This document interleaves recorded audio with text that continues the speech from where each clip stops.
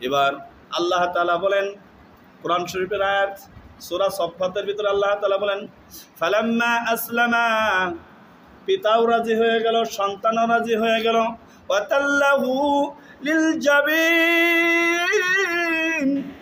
এবার দুইজনে রাজি হওয়ার পরে কাঁধ করে ইব্রাহিম আলাইহিস সালাম ইসমাইল আলাইহিস সালামকে শোয়াইলেন। কিতাবের ব্যাখ্যায় লেখছে চোয়ালটা মাটির সাথে কানটা মাটির সাথে লাগায়া চিৎ করে কাঁধ করে শোয়াইলেন। ছুরি বাই করলেন, ছুরি বাই করে যেই পুষানে শুরু করছেন, কাটা শুরু করছে, জিবরাইল আলাইহিস সালাম দেখে একটা চিৎকার দিয়ে বলতেছেন আল্লাহু আকবার, আল্লাহু আকবার।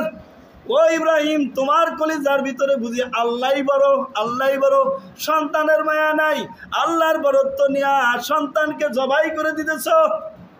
ইব্রাহিম আলাইহিস সালাম তখন কি বলেন? ইব্রাহিম আলাইহিস সালাম তখন বলেন আমার আল্লাহ যেই সময় মানুষ হওয়ার কথা ছিল না সেই সময় আমাকে বানাইছেন, আমার আল্লাহ আগুন থেকে আমাকে হেফাজত করেছেন, সুতরাং আল্লাহর হুকুম আমি পালন করব। লা ইলাহা ইল্লাল্লাহ, আল্লাহু আকবার, আল্লাহ ছাড়া কোনো মাবুদ নাই, আল্লাহই বড়, সুতরাং আমি আমার আল্লাহর হুকুমই পালন করব। যখনই জবাই করতেছিলেন কিন্তু জবাই হচ্ছিল না, কিতাবের ভিতরে আসছে ইব্রাহিম আলাইহিস সালাম রাগান্বিত হয়ে ছুরিটা চেঙ্গা মারছেন, সাথে সাথে ছুরিটা পাথরের উপর পড়া পাথর কেটে কেটে দ্বিখণ্ডিত হয়ে গেছে। সুবহানাল্লাহ। আবার পাথর আইনা যখন ছুরি আইনা যখন কাটা শুরু করছেন, ইব্রাহিম আলাইহিস সালামের চোখ বাঁধা, চোখ বুজে আছেন। ইতিমধ্যে ইব্রাহিম আলাইহিস সালাম দেখতে পাইলেন, শুনতে পাইলেন তার হাতগুলো রক্তে রঞ্জিত হয়ে গেছে। তাহলে ভাবলেন ইসমাইল আলাইহিস সালাম কুরবানি হয়ে গেছে। তিনি বললেন আল্লাহু আকবার ওয়ালিল্লাহিল হামদ, আল্লাহ বড়, আল্লাহর জন্য সকল প্রশংসা, সুবহানাল্লাহ। যখন চোখ খুলছেন দেখলেন পাশে ইসমাইল আলাইহিস সালাম দাঁড়ায় আছে, আর জিবরাইল আলাইহিস সালাম জান্নাত থেকে একটা পশু দুম্বা এনে দিয়েছেন। দুম্বাটা ইব্রাহিম আলাইহিস সালামের হাতে কুরবানি হয়ে গেছে। সম্মানিত মুসল্লি ইকরাম, এই ঘটনা থেকে শুধু শোনার জিনিস না, এখান থেকে অনেক শিক্ষা আছে।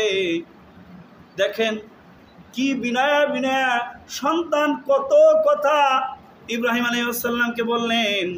ইব্রাহিম আলাইহিস সালাম কোনো কথায় কান দিলেন না, ইসমাইল আলাইহিস সালামের গলায় ঠিকই ছুরি দিলেন। সুতরাং আপনাকে শয়তান ওয়াসওয়াসা দেবে, এই তুমি যদি কুরবানি করো তোমার পয়সা নষ্ট হয়ে যাবে, তোমার পয়সা বিফলে যাবে। কি কারণে তুমি এই পয়সাগুলো এই করতেছো? তোমার টাকা কমে যাবে, তোমার এটা হবে সেইটা হবে, শয়তান ওয়াসওয়াসা দেবে। কিন্তু ইব্রাহিমের যোগ্য সন্তান যদি আপনি হয়ে থাকেন, যদি আপনি মুসলমান দাবি করে থাকেন, তাহলে শয়তানের সব কথা প্রত্যাখ্যান করে আপনাকে কুরবানি করতে হবে। জোরে বলেন কথা ঠিক কি ঠিক না? জোরে বলেন ঠিক কি ঠিক না?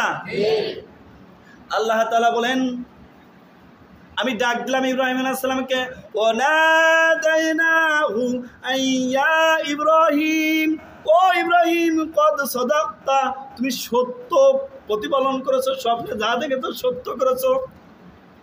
সুতরাং ইন্না কাযালিকা নাজিল মুহসিনিন, আমি নেককার বান্দাদেরকে এইভাবে প্রতিফলন দান করি।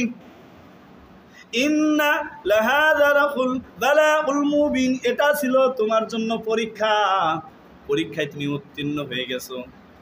সুন্দর জান্নাতি দুম্বা তোমার ছুরির নিচে দিলাম, তাকে তুমি জবাই করেছো। আজ থেকে কিয়ামত পর্যন্ত তোমার যোগ্য সন্তান যারা যারা সন্তান বলে দাবি করবে তাদের উপরেই কুরবানি করাকে আমি আল্লাহ তাআলা ওয়াজিব করে দিলাম। এবার আসেন সাহাবীরা জিজ্ঞাসা করলো, ইয়া রাসূলুল্লাহ, বুঝলাম এটা ইব্রাহিমের সুন্নত, ইব্রাহিমকে অনুসরণ করে আমরা কুরবানি করে তো আমাদের লাভ কি? আল্লাহ রাসূল বলেন জান্নাতে যাইতে চাও? হ্যাঁ, তা জান্নাতে যাইতে গেলে নেকি দরকার না? কি বলেন, নেকি দরকার না? আল্লাহ রাসূল বলেন, ক্বালা রাসূলুল্লাহ সাল্লাল্লাহু আলাইহি ওয়াসাল্লাম, খেয়াল করে শুনেন, বিকুল্লি শাআরাতিন হাসানাহ, পশু কুরবানি যে করে এই পশুর যত পশম থাকে প্রত্যেক পশমে পশমে আল্লাহ তাআলা নেকি লিখতে থাকেন। সুবহানাল্লাহ। সাহাবী বললেন কলু সাসুফি, ইয়া রাসূলুল্লাহ যদি ভেড়া হয়, ভেড়ার তো অনেক পশম, ভেড়ার পশমের মধ্যে এরকম সওয়াব দেবে?